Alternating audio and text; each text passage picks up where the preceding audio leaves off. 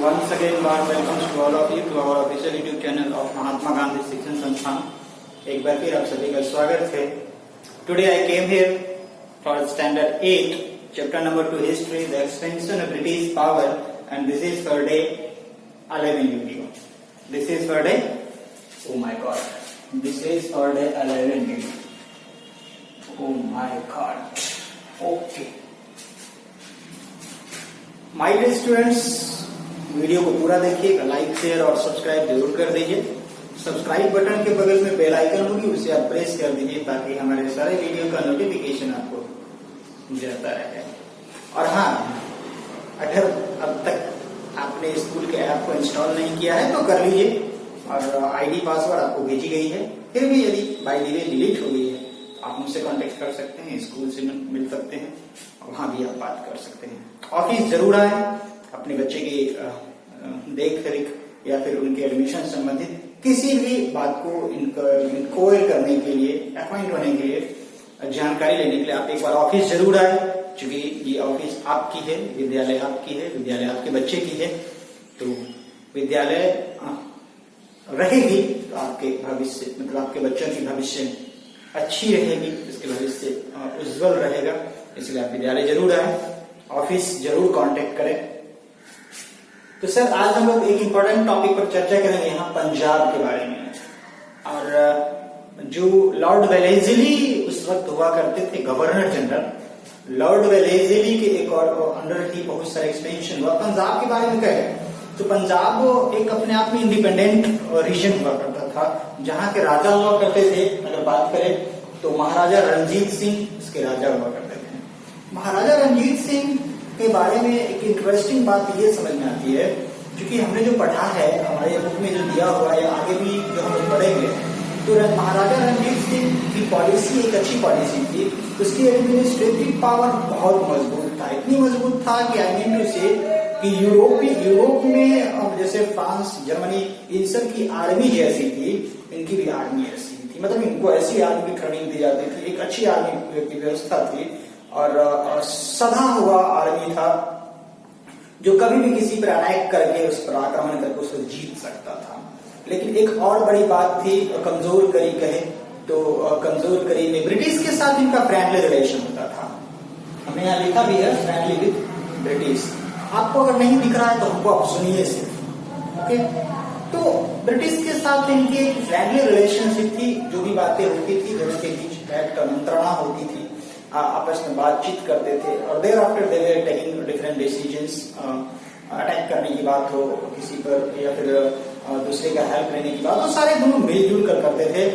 Friendly relationship था British के साथ। लेकिन एक अनफॉर्चुनेट हो गई, दुर्भाग्य हो गई क्या सर, जब महाराजा रणजीत सिंह की मृत्यु होती है 1839 में, जब महाराजा रणजीत सिंह की मृत्यु हो जाती है 1839 में, तो उनकी मृत्यु के जस्ट बाद, उनकी मृत्यु के तुरंत बाद ही उनके बेटा, जिनका नाम था महाराजा दिलीप सिंह, पहले पंजाब के राजा थे महाराजा Ranjit Singh.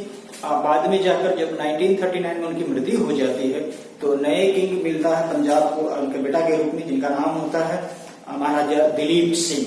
Maharaja Dilip Singh became the new successor, new king of Punjab. अब उसको जरा सा अपने पावर को कंटिन्यू करने में बड़ी समस्याएं उत्पन्न हुई थी। ब्रिटिश चाह रहा था कि उसको एनेक्स कर ले, तो उसको आधिपत्य कर ले, उस पर अपना अधिकार जमा ले। लेकिन दिलीप सिंह का हमेशा भरपूर प्रयास रहता था कि एट एनी कॉस्ट कब्जा नहीं करे। तो कंटिन्यूअसली कुछ दिन तो चला, लेकिन ब्रिटिश के साथ इनका वार हो गया, दिलीप सिंह के साथ। जब दिलीप सिंह के साथ इसका वार हो गया तो 1849 में ब्रिटिश ने इनको हरा दिया, और महाराजा रणजीत सिंह के द्वारा बसा बसाया जो परिवार था, बसा बसाया जो सत्ता थी, वो सत्ता छिन गई और ब्रिटिश के हाथों में चली गई। मतलब 1849 में कहें तो पंजाब भी उसके पास चली गई, ब्रिटिश के पास चली गई, जो किस गवर्नर जनरल के अंडर था, तो लॉर्ड वेलेस्ली के अंडर था। किसके अंदर बेटा? Lord Wellesley. तो महाराजा रणजीत सिंह के बाद उनका पुत्र बना महाराजा दिलीप सिंह के साथ ब्रिटिश का वार हुआ, वार में हार गए। तो 1849 में वो राजा बन गए, कौन? दिलीप सिंह। जब राजा दिलीप सिंह किंग बने तो 1849 में उनका युद्ध हो गया, 39 में वो राजा बने थे, 49 में युद्ध हुए 10 वर्षों के बाद। और युद्ध होने के बाद बात करें ब्रिटिश की, तो ब्रिटिश ने विजय पाई। उसके बाद ब्रिटिश कंटिन्यू करने लगे। आपके लाइव नहीं आने का वजह हमारी टेक्निकल टीम भी है, प्रेम सर भी है। एनीवेज, नेक्स्ट टॉपिक है expansion under Lord Dalhousie. Lord Dalhousie की अगर बात करें तो एक तो लॉर्ड वेलेस्ली के बारे में अब तक हम लोग पढ़ा जाता है, अब पढ़ेंगे हम लोग लॉर्ड डलहौजी के बारे में कि जब गवर्नर जनरल लॉर्ड डलहौजी बनकर आए तो उस वक्त फिर कैसे चलना आरंभ हुआ, उस वक्त फिर कैसे शुरू होती है सत्ता, उसके बारे में पढ़ेंगे। तो हियर इट इज सेड कि 1848 में वो भारत में गवर्नर जनरल बनकर आए थे और 1856 में वो वापस चले गए। तो उनकी जब आई तो एक बहुत अच्छी नीति थी। कौन सा नीति? हमने क्या कहा था वेलेस्ली के बारे में, दो बहुत अच्छी नीति थी। सब्सिडरी अलायंस करते थे या फिर आउटराइट वार करते थे। जितनी भी शक्ति थी उस सारे से युद्ध करना शुरू कर देते थे, या नहीं तो राजा के साथ अलायंस कर लेगा, गठबंधन कर लेगा, तुम्हारे साथ मिलकर हम सरकार चलाएंगे। इनकी जो नीति थी लॉर्ड डलहौजी की, वो डॉक्ट्रिन ऑफ लैप्स था।